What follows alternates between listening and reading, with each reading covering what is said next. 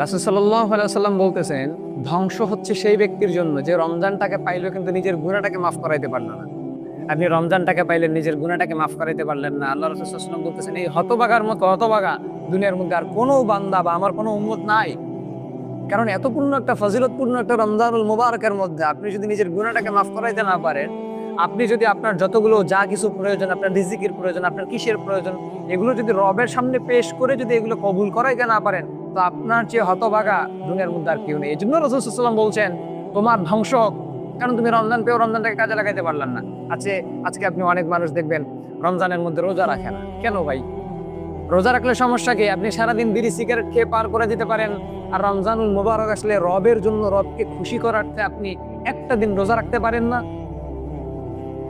আজকে অনেক মানুষ দেখবেন আপনি রোজা রাখে না, অনেক মানুষ দেখবেন সাহারি খায় না, অনেক মানুষ ইফতার করে না, অনেক মানুষ নামাজের মধ্যে যায় না। রমজানুল মুবারক যেখানে সমস্ত মানুষ নামাজের মধ্যে যায়, কিছু হতভাগা, কিছু ধ্বংসকারী, রাসূল সাল্লাল্লাহু আলাইহি ওয়াসাল্লামের কথায় কিছু ধ্বংসকারী লোক দেখবেন যারা হচ্ছে নামাজের মধ্যে যায় না, ফজর পড়ে না, যোহর নাই, আসর নাই, মাগরিব নাই, এশা নাই। তারা আবার বলে যে আমি মিথ্যা কথা বলি না, কিয়ামতের দিন আল্লাহ আমাকে মাফ করে জান্নাত দিবে। কিভাবে তোমাকে জান্নাত দিবে যে তুমি রমজানুল মুবারক আল্লাহ পাক রব্বুল আলামিনকে খুশি করার জন্য রমজানের একটি রোজা তুমি রাখতে পারলা না।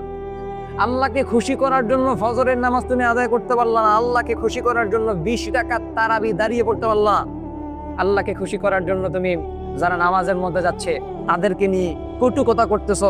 রব্বে কারীমকে খুশি করার কোনো মানদণ্ডই তোমার ভেতরে নাই। তুমি কি করে মনে করো যে কিয়ামতের দিন আল্লাহ তোমার জন্য জান্নাতকে রেডি করে রাখছেন? আমরা মানি যে আল্লাহ পাক রহমান, আল্লাহ পাক রহিম, তিনি যাকে ইচ্ছা মাফ করে জান্নাত দিবেন। কিন্তু যেখানে আলামতগুলো দেখা যাচ্ছে যে তোমাকে মাফ করার কোনো ক্যাটাগরি নাই, সেখানে তুমি কিভাবে মনে করো যে তুমি আমল না করে জান্নাতের মধ্যে যাবা? তুমি আমল না করে যদি জান্নাতে যাও, তাহলে যারা আমল করতেছে বছর কা বছর, যারা হচ্ছে ফজরের সময় গিয়ে ঠান্ডার মধ্যে গিয়ে তোমার হচ্ছে নামাজ পড়তেছে, জোহরে যায়, টাইম মেনটেন করে নামাজ আদায় করে, রবকে সেজদা করে, রবের সাথে কানেকশন তৈরি করছে, এই মানুষগুলো কোথায় যাবে? তুমি যদি আমল না করে জান্নাত যেতে পারো, তা আমরা কি বলে? আমরা তো তোমার তাহলে 100 বছর 500 বছর আগেই জান্নাতের মধ্যে চলে যাব। সুতরাং এটা কখনো মনে করিয়েন না যে আমি পরিপূর্ণ একজন মুমিন বান্দা হয়ে গেছি, আমি জান্নাতের মধ্যে যাব, আমি 5 ওয়াক্ত নামাজ পড়ছি, আমি 500 বছর ইবাদত করলাম, জান্নাতের মধ্যে যাব না। আপনি এটা মনে করিয়েন না। আল্লাহর দয়ায় আপনাকে জান্নাতে যেতে হবে। তো জন্য আপনি যেই খারাপ কাজটাই করেন না কেন, রমজানুল মুবারক রাসূল সাল্লাল্লাহু আলাইহি ওয়াসাল্লামের এই দোয়ার মধ্যে আপনি শামিল হয়েন না। কারণ এই দোয়া রাসূল সাল্লাল্লাহু আলাইহি ওয়াসাল্লাম ধ্বংসের জন্য করছেন। যে ধ্বংস সেই ব্যক্তির জন্য যে রমজান পাইলো, নিজের গুনাহকে ক্ষমা করতে পারলো না, যে রমজান পাইলো নিজেকে পরিবর্তন করতে পারলো না, আল্লাহর দিকে ফেরাতে পারলো না, এই সমস্ত মানুষের জন্য ধ্বংস।